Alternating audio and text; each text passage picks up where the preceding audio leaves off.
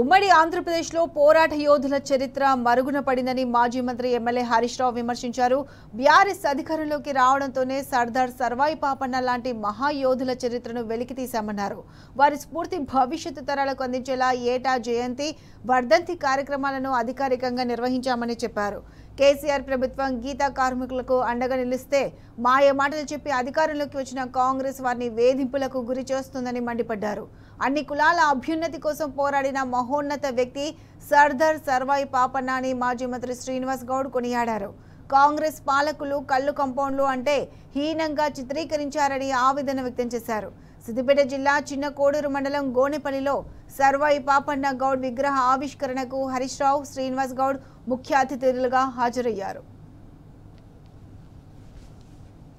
మరి ఆంధ్రప్రదేశ్లో ఎంతో గొప్ప పోరాట యోధుల చరిత్ర మరుగున పడ్డది. సర్దార్ సర్వాయి పాపన్న గౌడ్ చరిత్ర అయితేనేమి, చాకలి ఐలమ్మ చరిత్ర అయితేనేమి, కొమరం భీం చరిత్ర అయితేనేమి, ఇలా తెలంగాణలో ఎంతోమంది గొప్ప పోరాట యోధులు ఉన్నారు.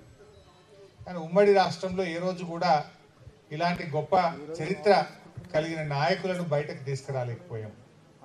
కానీ బీఆర్ఎస్ ప్రభుత్వం వచ్చిన తర్వాత సర్దార్ సర్వాయి పాపన్న గౌడ్ చరిత్రను పాఠ్య పుస్తకాల్లో చేర్చారు. ప్రతి సంవత్సరం జయంతి, వర్ధంతిని అధికారికంగా జరుపుకున్నాం. సో పాపన్న ఆ రోజే ఎందుకోసం పోరాటం చేసిండు? మా కళ్ళు తాగుతారు, మా మీదనే పన్నులు వేస్తారా, మా పేదల కష్టాన్ని దోచుకుంటున్నారు అని చెప్పి ఆనాటి వాళ్ళ మీద పోరాటం చేసి తిరగబడి 20 కోటలను జయించి గోల్కొండ కోట మీద జెండా ఎగిరేసినటువంటి గొప్ప పోరాట యోధుడు సర్దార్ సర్వాయి పాపన్న గౌడ్. ఇలా కేసీఆర్ గారి ప్రభుత్వం కూడా అదే బాటలో నడిచింది. ఒక రకంగా చెప్పాలంటే గతంలో ఎంతమంది ప్రభుత్వాలు వచ్చినా చెట్టు పన్ను రద్దు చేయలే. కేసీఆర్ గారి ప్రభుత్వం వచ్చిన తర్వాతనే చెట్టు పన్ను రద్దు చేసింది, పాత బకాయిలు రద్దు చేసింది, ఆటోమేటిక్ రెన్యువల్ విధానాన్ని తెచ్చింది. అదేవిధంగా వైన్ షాపుల్లో మరి కేసీఆర్ గారు 15% రిజర్వేషన్ ఇచ్చారు. సో ఇట్లా ఒక్కొక్క అడుగు ముందుకు పడ్డది. బాధ కలిగేది ఏంటంటే ఈ మధ్య మా సిద్దిపేట డిపోలు వచ్చింది నా దగ్గరికి వచ్చి, సార్ ఎవరు దరఖాస్తు పెట్టలే, కంప్లైంట్ ఇయ్యలే, ఎవరి ఆరోగ్యం దెబ్బతినలే, మంచిగా డిపో నడుస్తుంది, రాత్రి ఎక్సైజ్ వాళ్ళు టాస్క్ ఫోర్స్ వాళ్ళు వచ్చిండ్రు, మొత్తం డిపో మొత్తం దాడి చేసి మా వాళ్ళని అరెస్ట్ చేసిండ్రు అన్నారు. రంగనాంపల్లి డిపో మీద దాడి, సిద్దిపేట డిపో మీద దాడి, మా గౌడనలు తీసుకుపోయినరు, అరెస్ట్ చేసి జైల్లో పెట్టిండ్రు. ప్రభుత్వం కూడా ఆలోచించాలి.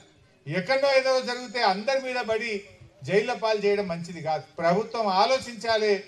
మళ్ళొక సర్దార్ సర్వాయి పాపన్న లెక్క మరి మా వాళ్ళు తిరగబడే ప్రమాదం ఉంటుంది.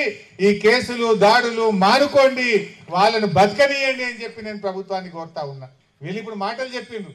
పోయిన పంచాయతీరాజ్ ఎన్నికల లెక్క తీస్తే 41% బీసీలకు గతంలోనే బీఆర్ఎస్ పార్టీ టికెట్లు ఇచ్చింది. ఇప్పుడు ఇంకా ఎక్కువ ఇవ్వడానికి కూడా తప్పకుండా మేము ప్రయత్నం చేస్తాం. ఆయన ఆశయం పన్నులు లేకుండా ఈ రాష్ట్రంలో గొలుసుకట్టు చెరువులు కూడా కట్టాలి, వ్యవసాయం అభివృద్ధి చేయాలి.